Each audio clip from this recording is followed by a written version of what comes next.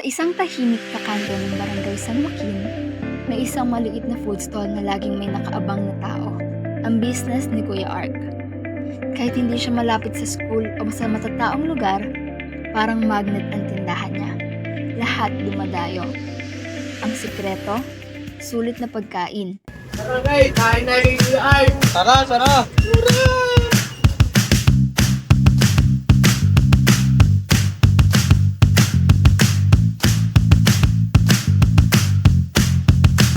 Ang rice mill at sikat na siomai rice ni Kuya Ark ay laging mainit, malasa at hindi tinipid.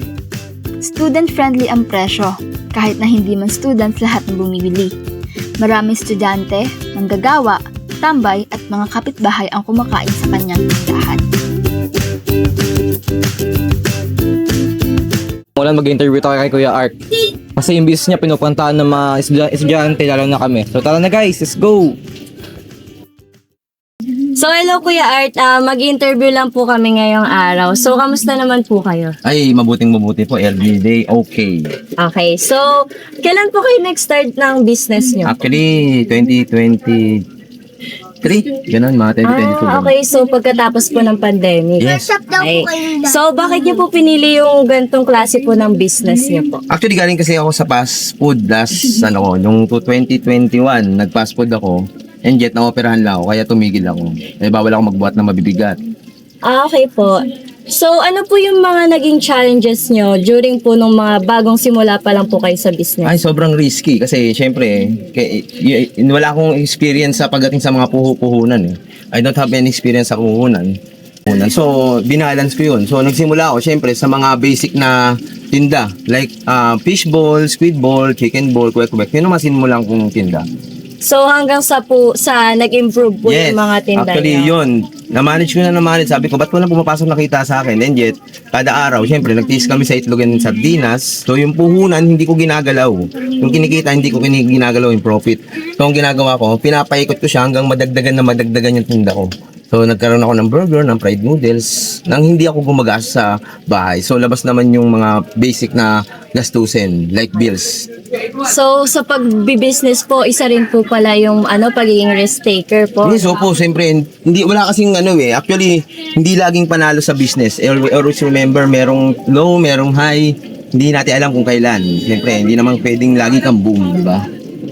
Sa pagbi-business po, laging risk taker and lagi pong, ma-manage po natin yung time and yung mga magiging hawak. Kaya nakita niyo si Kuya Art, I have a time management. So, kailangan ko sumundo, kailangan ko magtinda, and yet, kailangan kong gampanan yung responsibilidad ko bilang daddy sa mga anak ko. So Kuya, ano yung mga strategy mo na ginagawa para harapin yung mga hamon sa pagdinegosyo, ganun? Ano pa? Mga strategy na ginagawa mo? Actually, I have galing ako ng fast food. I have a marketing strategy. So, paano ka makakahugot ng customer? So, syempre, meron tayong mga tinda. Gaya niya, fishball nga nagsimula ako. So, yung fishball na yon, alam kong hindi mabenta. Syempre, mahal yung sauce. So, ang ginagawa ko, nagdadagdag ako ng any variant na pwedeng papatok sa mga customers. Hindi lang naman, pero number one, kasi wala akong idea na papatok sa estudyante. And yet, ang alam ko lang sa mga kapitbahay ko lang papatok, basta magtinda lang ako as a vendor. I don't think so na bilang papatok ng ganun sa student. Kasi ayokong mag-risky ng tinda na gusto ko laging mahal. Hindi. Kahit sabi magmahal yung benta, hindi ako mag-risk na itaas yung presyo ko. Kasi dyan ako nag-stick eh. So, sa mababang benta, maraming customer, piso man ang pumasok, malaking bagay para sa akin. Ang strategy ko lang yun, customer relationship, communication, number one kasi yan eh. And then yung everyday na yung hindi ka magpapakita ng pagod. So Kuya, paano mo binibigyan kahulugan yung tagumpay mo sa negosyo? Tapos paano mo siya sinusukat sa ngayon? Actually, hindi ko masasabi kong tagumpay kasi nagsimula nga ako sa small business hanggang sa lumaki. So hindi ko take advantage na yumabong yung benta ko, magyayabang ako. Hindi. Kung stay put on the ground ako eh. Hindi ako yung sabihin mo na natitinda ako, yayabang ako. Hindi.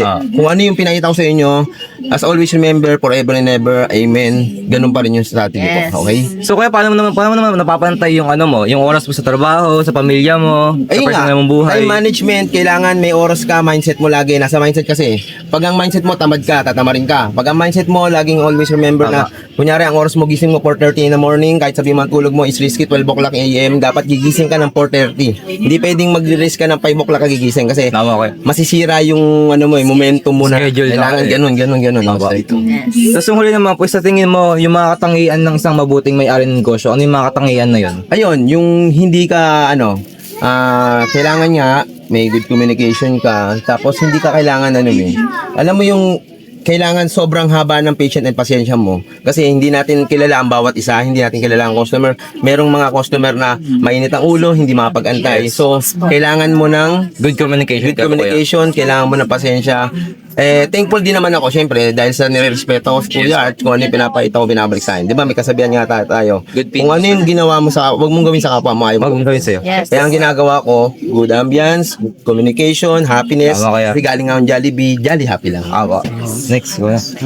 Ano mo naman po yung mga naging pinakamahirap mong pagsubok sa Yun, yung tatakbo ng negosyo at paano ito nalagpasan? Actually, yung pinakamahirap sa akin, yung yung ulam namin, laging ganun. Siyempre, kailangan mag-risk na, lagi na ng ulam namin, itlog, sardinas. Parang Oo, parang tapos, ang baba pa ng benta. Kasi, magbabayad ka ng bills. So, yun yung pinaka-risk sa akin. Pero, at the end of the day, hindi ko siya mina-mindset na na ida-down ko yung sarili ko. Kailangan, kinabukasan, energy is energy. Ganon. Tama ko yan. Parang ako si Gary B.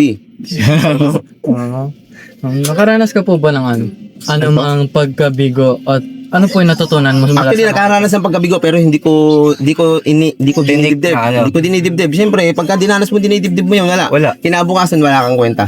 Oo, tama Wala lang kang ako yan. kwentang tao. Kaya sa pag sinabi mong tamad ka talaga. Yeah. Pag sinabi mong masipag ka talaga. Yes po. Di ba? Opo, Di mo pwedeng plastic yung sarili mo. Pag pagod ka, magpahinga ka. Yes po. Yes. Okay? kung meron mo pong magisimula ng negosyo, ano po yung masasabi mo po sa kanila? Ayun. Huwag sumuko and then take a risk. Kailangan mahaba ang pasensya. Kailangan hindi puro gastos na kumita lang ng malaki, ibibili mo kagad ng marami. Kailangan isubi mo. Kunyari, 10K ang kinita mo, magsubi ka ng 5K, yung 5K ipuhunan mo. Tapos kapag kumita ka ng kumita, at the end of the day, at the end of the week, may kita ka na 1,000, kaya 100 pesos, tsaka ka bumili ng gamit mo. Kaya tinan nyo, pag namimit si Kuya, tinan nyo, dapat presentable. Tama. Actually, ginagawa ko naman maging presentable. Kaso sobrang risky kasi mag-isa lang ako.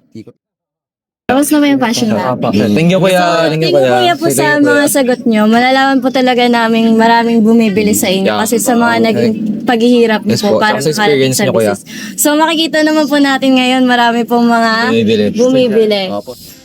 Sa bawat araw na lumilipas, mas lalo pang dumadami ang customers ni Kuya Ark.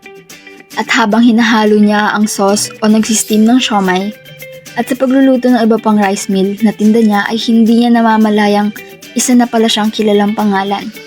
Ang tindero na masarap magluto, mabait magsilbi at tunay na sulit puntahan.